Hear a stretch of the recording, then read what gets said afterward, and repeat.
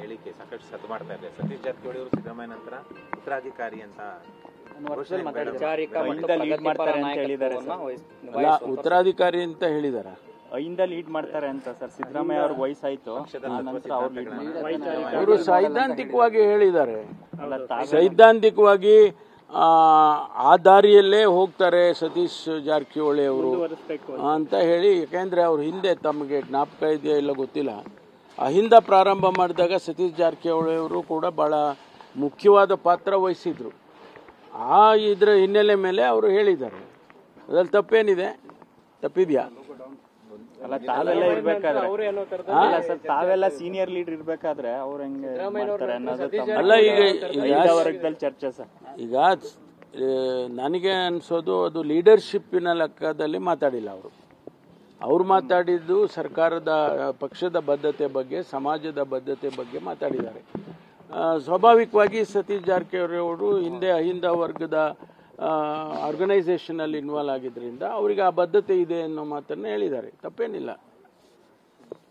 Thank you. ಮತ್ತೆ CM claim ಮಾಡ್ತೀನಿ ಅಂತ ಹೇಳಿದ್ದಾರೆ ಸರ್. ಸಿಎಂ ಸ್ಥಾನದ ವಿಚಾರಕ್ಕೆ ಸಾಕಷ್ಟು ವಿಶ್ಲೇಷಣೆಗಳು ಬರ್ತಾ ಇದೆ ಸರ್. ಅವರು ಎಲ್ಲೂ ಬರ್ತಾ ಇಲ್ಲ. ಸರ್ ಇವತ್ತು ಮಾತಾಡಿದ್ದಾರೆ, ಹೇಳ್ತೀರಪ್ಪ. ಎಲ್ಲಿ ಯಾರು ಹೇಳಿದ್ದಾರೆ ಹೇಳಿ ನೋಡೋಣ. ಸರ್ ಇವತ್ತು ಸತೀಶ್ ಈಗ ಬೇರೆ ಬೇರೆಯವ್ರದ್ದೆಲ್ಲ ಕ್ಲಾರಿಫಿಕೇಶನ್ ಕೇಳ್ತೀರಾ, ಅವ್ರು ಹಂಗಂದ್ರು ಹಿಂಗಂದ್ರು ಅಂತ. ಯಾರಾದ್ರೂ ಮುಖ್ಯಮಂತ್ರಿಗಳಿಗೆ ಇವತ್ತು ಮಾತಾಡಿದಾರ? ಹೇಳಿ ಅವ್ರಿಗೆ ಏನನ್ನ ಹೇಳಿದ್ರೆ. ಸತೀಶ್ ಜಾರಕಿಹೊಳಿ ಮಾತಾಡಿದ್ದಾರೆ ಏನಂತ? 28 ಕ್ಲೈಮ್ ಮಾಡ್ತೀನಿ ನಾನು ಅಂತ. ಅದು 28 ಎಷ್ಟು ದೂರ ಇದೆ ಅಂದ್ರೆ ಇನ್ನು ನಾವು ಈಗಿಂದ ಮಾತಾಡ್ಬೇಕಲ್ವಾ?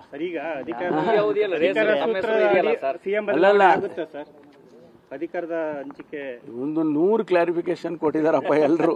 ಪದೇ ಪದೇ ಅದನ್ನೇ ನೋಡಿ.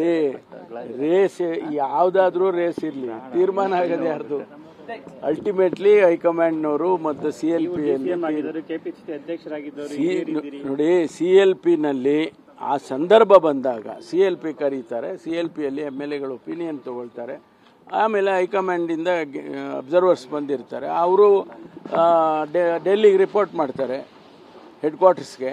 ಅವರು ಅಲ್ಲಿ ಏನು ತೀರ್ಮಾನ ತಗೊಳ್ತಾರೆ ಅದು ಆ ಸಂದರ್ಭದಲ್ಲಿ ಅದನ್ನು ಅನೌನ್ಸ್ ಮಾಡಿ, ಇವರೇ CLP ನಾಯಕರು ಅಂತ ಅನೌನ್ಸ್ ಮಾಡಿ ಅಬ್ಸರ್ವರ್ಸ್ ಹೋಗ್ತಾರಪ್ಪ. ಇದು ಪದ್ಧತಿ ನಮ್ಮದು. ಅದನ್ನೇನಾರ ಶಾರ್ಟ್ ಕಟ್ ಮಾಡೋದು ಗೊತ್ತಿಲ್ಲ ನನಗೆ. ಒಳ್ಳೆ ಕತೆ ಆಯ್ತಲ್ರಿ. ಮನೆಯಲ್ಲಿ ಈಗ ಕಾಫಿ ಕುಡಿಯೋಕ್ಕೂ ಸೇರ್ಬಾರ್ದು, ಊಟಕ್ಕೂ ಸೇರ್ಬಾರ್ದು. ನಿಮ್ದು ಒಳ್ಳೆ ಕಾಟ ಆಯ್ತಪ್ಪ ನನಗೆ.